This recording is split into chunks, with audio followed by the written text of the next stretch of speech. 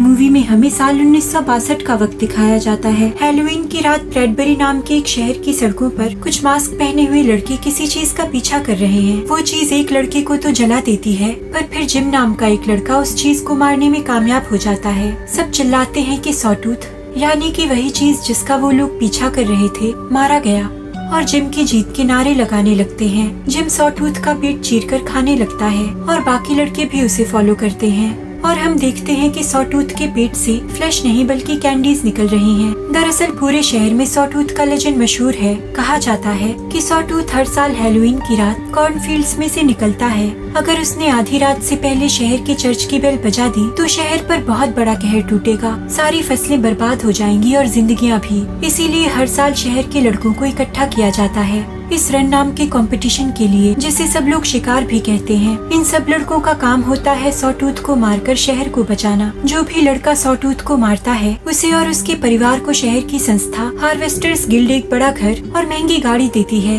साथ ही उस लड़के को भी एक और आलीशान गाड़ी के साथ भारी भरकम चेक भी मिलता है, जिससे वो शहर से निकलकर बाहर की दुनिया घूम सकता है। दरअसल उस शहर के किसी भी सिटीजन को शहर के बाहर जाना अलाउड नहीं था। जो लड़का उस रन नाम के कंपटीशन में जीतता था बस वही शहर को छोड़कर बाहर जा सकता था। और क्योंकि इस साल जिम ने वो कंपटीशन जीता है तो ये मौका उसे मिला है। जिम अपनी नई कार में शहर के लोगों और अपनी फैमिली को गुड बाय कहकर निकल जाता है। फिर हमें एक साल बाद हैलोवीन से ठीक 5 दिन पहले का वक्त दिखाया जाता है। हम रिची को देखते हैं जो जिम का भाई है। वो अपने दोस्तों और शहर के बाकी लड़कों के साथ ऑफिसर रिक्स के लेक्चर में है। वो उन्हें बता रहा है कि कैसे उन्हें इस साल भी हर साल की तरह सॉटूथ का शिकार करना होगा, क्योंकि एक साल जब वो सॉटूथ का शिकार नहीं कर पाए थे और वो चर्च की बेल बजाने में कामयाब हो गया था तो शहर में बहुत बड़ी आपदा आ गई थी और उससे उबरने में उन्हें तकरीबन 9 साल लग गए थे। इसीलिए उन्हें जान की बाजी लगाकर हर साल ये काम करना पड़ता है। हैलोवीन से 3 दिन पहले सभी लड़कों को उनके रूम्स में बंद कर दिया जाएगा।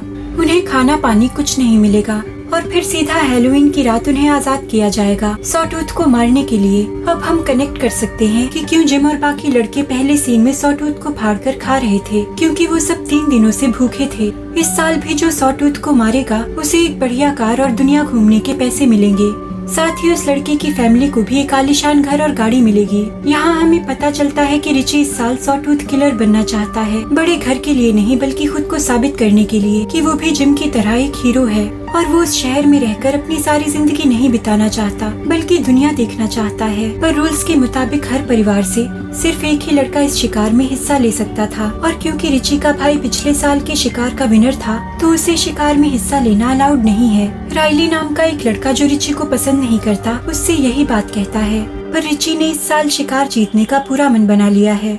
इसी बीच रिची का दोस्त मिच कहता है कि ये सब शिकार और सॉटूथ की कहानियां बोगस हैं। ऑफिसर रिक्स जेल से किसी चोर उचक्के को उठा लाता है, उसके कपड़ों में कैंडी ठूस देते हैं और सर पर पंपकिन लगा देते हैं और उसी को सॉटूथ बता देते हैं, बस और कुछ नहीं। पर उनका दूसरा दोस्त बट कहता है कि नहीं, सॉटूथ का लेजेंड सच है। जब वो 9 साल का था तब उसने उसे देखा था। राइली उसकी बात पर यकीन नहीं करता और उस पर रेसिस्ट कमेंट करता है कि तुम मैक्सिकन हो और मैक्सिकन्स का शिकार जीतना ही अलाउड नहीं है। अब उनके बीच गहमा गहमी बढ़ जाती है और राइली और रिची के गुट आपस में हाथापाई पर उतर आते हैं। अब ऑफिसर रिक्स रिची को देखता है और उसे वहाँ से बाहर निकाल देता है, क्योंकि पिछली बार उसका भाई शिकार जीत चुका है तो वो इस मीटिंग में अलाउड ही नहीं है। रिची जब बाहर आता है तो राइली उसका पीछा करने लगता है उसकी अकल ठिकाने लगाने के लिए। रिची उससे बचने के लिए एक सिनेमा हॉल में घुस जाता है जहाँ उसकी मुलाकात केली नाम की लड़की से होती है। वो उससे पॉपकॉर्न और कोला खरीदता है पर केली उससे उसके पैसे नहीं लेती। यहाँ हम अंदाजा लगा सकते हैं कि केली रिची को पसंद करती है और रिची को भी वो अच्छी लगती है। वो उससे पूछता है कि क्या वो मिडनाइट डांस पर आएगी तो वो कहती है कि वो ब्लैक होने की वजह से इनवाइटेड नहीं है। रिची उससे कहता है कि जब वो शिकार जीत जाएगा तो उसे अपने साथ आने के लिए जरूर इनवाइट करेगा। फिर हम रिची को अपने पेरेंट्स के साथ देखते हैं। वो उन्हें अपने मन की बात बताता है कि वो इस साल शिकार में हिस्सा लेकर विनर बनना चाहता है। ये सुनकर उसकी मॉम के चेहरे का रंग उड़ जाता है। उसके डैड उसे रूल याद दिलाते हैं कि क्योंकि उसका भाई शिकार जीत चुका है तो वो उसमें हिस्सा नहीं ले सकता। पर रिची भड़क जाता है और अपनी जिद पर अड़ा रहता है। अब उसके डैड भी अपना आपा खो देते हैं और उसे एक थप्पड़ जड़ देते हैं। उन्हें तुरंत इसके लिए रिग्रेट फील होता है और वो रिची को समझाने की कोशिश करते हैं, पर रिची कुछ भी सुनने को तैयार नहीं है। अब वो और ज्यादा डिटरमिन्ड है इस शिकार में हिस्सा लेने के लिए, ताकि अपनी काबिलियत सबको दिखा सके, अपने भाई की तरह शहर का हीरो बन सके।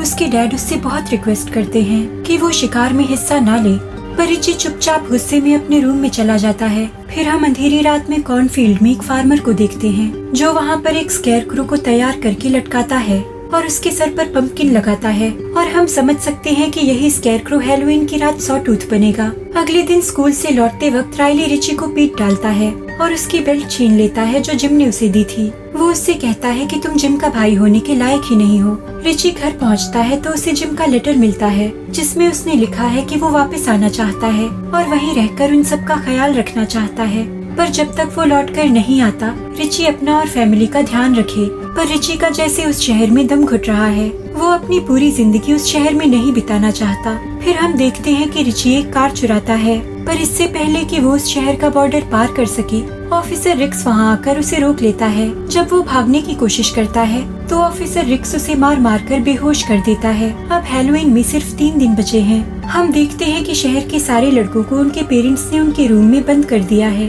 वो भूख और प्यास से तड़प रहे होते हैं और उन्हें दरवाजा खोलने के लिए पुकार रहे होते हैं, पर उनकी सुनने वाला कोई नहीं है। फिर 3 दिन बीत जाते हैं और हैलोवीन की रात आ जाती है। उन लड़कों को फाइनली रिलीज किया जाता है और वो शिकार के लिए सड़कों पर निकल पड़ते हैं। इधर हम फिर से उसी फार्मर को देखते हैं। वो सॉटूथ के अंदर कैंडीज भर देता है और देखते ही देखते सॉटूथ जिंदा हो जाता है। उधर रिची जो ऑफिसर रिक्स की मार से पूरे 3 दिन बेहोश था, फाइनली होश में आता है।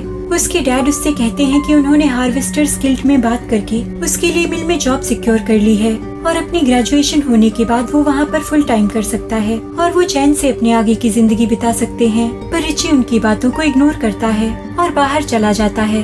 वो अपने दोस्तों से मिलता है और वो सब एक कार में बैठकर शिकार के लिए निकल पड़ते हैं। तभी सड़क पर उनकी कार से सॉटूथ टकराता है और उनकी कार रुक जाती है। वो लोग सॉटूथ को ढूंढने बाहर निकलते हैं और पैरों के निशान का पीछा करते हुए कॉर्नफील्ड में पहुंचते हैं। उन्हें कुछ दूर पर सॉटूथ दिखता है और वो उसकी ओर दौड़ पड़ते हैं। यहाँ सॉटूथ चार्ली नाम के लड़के के 2 टुकड़े कर देता है, बट ये देखकर डर के मारे वहाँ से भाग जाता है। पर रिची और मिच अभी भी सॉटूथ के पीछे होते हैं। तभी सॉटूथ मिच का सर फाड़कर उसे मार डालता है। अब रिची की भी सिट्टी पिट्टी गुल हो जाती है और सॉटूथ को देखकर वो वहाँ से उल्टे पैर भागता है। थोड़ी दूर पर उसे केली मिलती है। वो भी सॉटूथ का शिकार करना चाहती है। रिची कहता है कि रूल्स के मुताबिक लड़कियाँ शिकार में हिस्सा नहीं ले सकती। वो कहती है कि रूल्स के मुताबिक तो तुम भी हिस्सा नहीं ले सकते।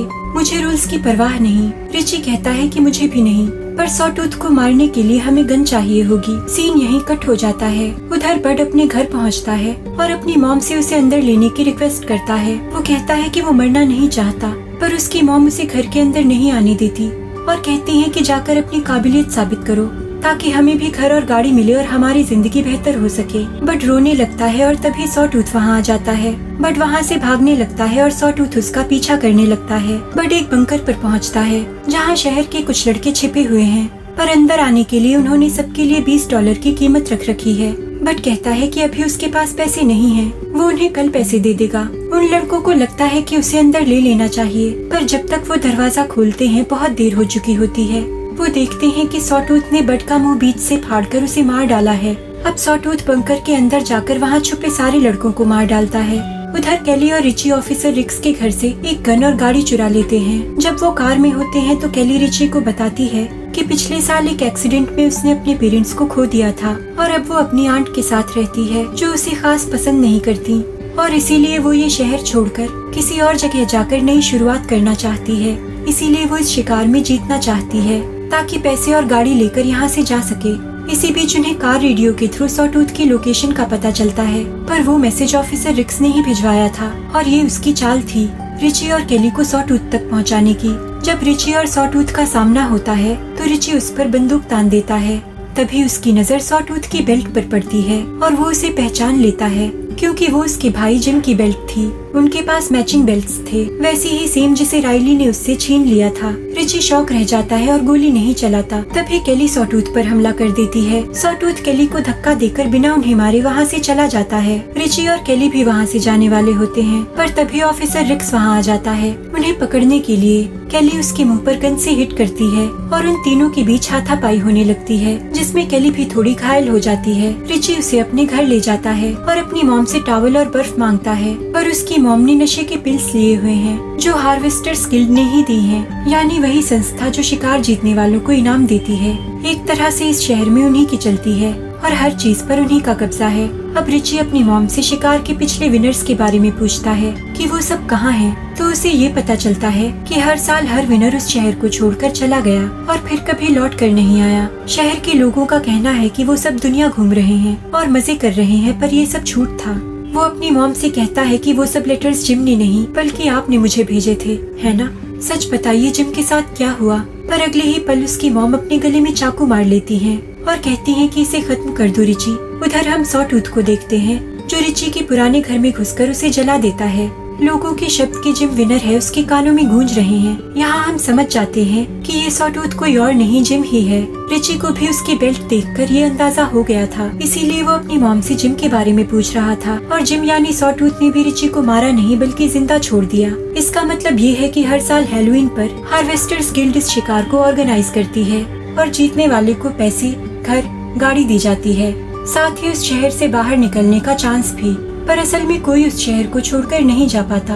ऑफिसर रिक्स उसे मार डालता है और फिर उसी विनर की बॉडी से हर साल अगला सॉटूथ तैयार होता है। एक तरह से वो लोग विनर को सेक्रीफाइस कर देते हैं खुद को और उस शहर को बचाने के लिए, और इसीलिए एक फैमिली से एक ही विनर बनने का रूल है ताकि इस कुर्बानी के बदले जिंदगी भर का ऐशो आराम मिल सके। फिर हम रिची के डैड को रिक्स से बात करते देखते हैं। वो उसे ये सब खत्म करने को कहता है क्योंकि वो ये सब और बर्दाश्त नहीं कर सकता। पर रिक्स कहता है कि आधी रात से पहले उस चीज का खत्म होना जरूरी है, वरना पूरा शहर नर्क बन जाएगा और उसकी आग में उसकी बची खुची फैमिली भी जलेगी। इधर केली रिची से कहती है कि उन्हें ये शहर छोड़ देना चाहिए, पर रिची के दिमाग में कुछ और ही चल रहा है। उसे अपनी मॉम के कहे आखिरी शब्द याद आते हैं और वो कहता है कि अगर आधी रात से पहले सॉटूथ ने जाकर चर्च की घंटी बजा दी तो अगले साल के सैक्रिफाइस के लिए कोई विनर होगा ही नहीं और इस तरह ये साइकिल टूट जाएगी। अब रिची और केली चर्च पहुंचते हैं तो रिची वहां अपने डैड को बैठा पाता है और फाइनली उसके डैड ये कंफर्म कर देते हैं कि ये सॉटूथ उसका भाई जिम ही है।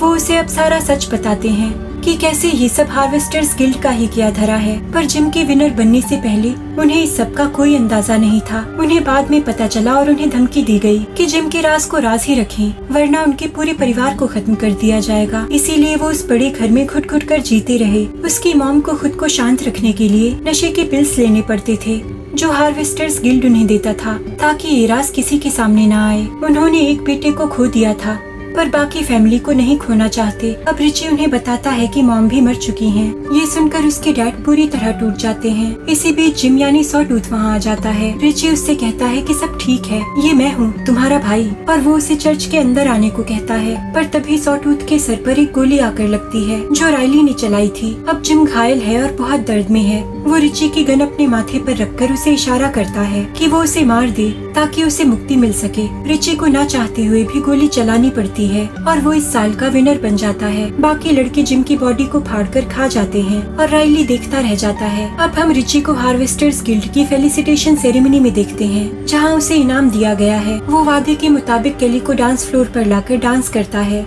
और उससे कहता है कि हम आज रात यहाँ से निकल जाएंगे। वो अपना सामान पैक करके उसे शहर के बॉर्डर पर मिले। फिर रिची इनाम में मिली हुई गाड़ी में बैठकर वहाँ से निकल जाता है। इधर रिची के डैड ऑफिसर रिक्स को शूट करने की धमकी देते हैं ताकि रिची को सेफ पैसेज मिल सके, क्योंकि वो जल्द ही रिची को मौत के घाट उतारने वाला है ताकि अगले साल के सॉटूथ के लिए उसकी बलि दी जा सके। पर रिक्स उन्हें घायल करके रिची को पकड़ने निकल पड़ता है। इधर केली जो बॉर्डर के पास रिची का इंतजार कर रही है उसे देखकर खुश हो जाती है। वो उसकी गाड़ी में बैठ जाती है और वो आगे बढ़ते हैं। इसी बीच रिक्स अपनी गाड़ी में उनका पीछा करते हुए वहाँ आ जाता है। रिची अपनी कार की स्पीड बढ़ाता है पर तभी रिची सामने एक ट्रक खड़ा देखता है जिसने उनका रास्ता ब्लॉक किया हुआ है। उनकी टक्कर ना हो जाए इसलिए रिची को कार रोकनी पड़ती है। रिक्स रिची को गाड़ी से बाहर आने को कहता है। रिची केली से कहता है कि वो कार में ही छुपी रहे और अगर वो 10 मिनट में लौट कर ना आए तो वो उसके बिना वो कार लेकर शहर से बाहर निकल जाए। अब रिक्स रिची को गन पॉइंट पे रखकर कॉर्नफील्ड्स में ले जाता है, पर इससे पहले कि वो ट्रिगर दबाए